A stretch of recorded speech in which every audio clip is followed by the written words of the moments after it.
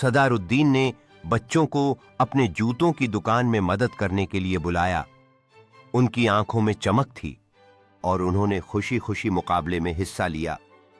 हर एक बच्चा अपनी प्रतिभा को दिखाने के लिए उत्सुक था और सदारुद्दीन ने देखा कि यह न केवल काम था बल्कि एक साथ मिलकर खुशियां बांटने का मौका भी था।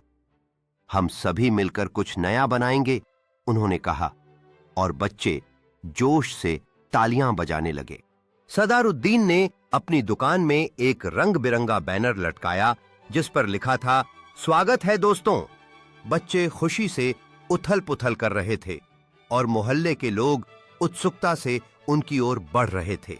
यह सिर्फ एक दुकान नहीं थी, यह समुदाय का एक केंद्र बन गया था जहां हर कोई मिलकर अपनी खुशियां बांट रहा था। सदारुद्दीन ने महसूस किया कि उसकी मेहनत और बच्चों का प्यार ही उसे फिर से खड़ा करने में मदद कर रहा था।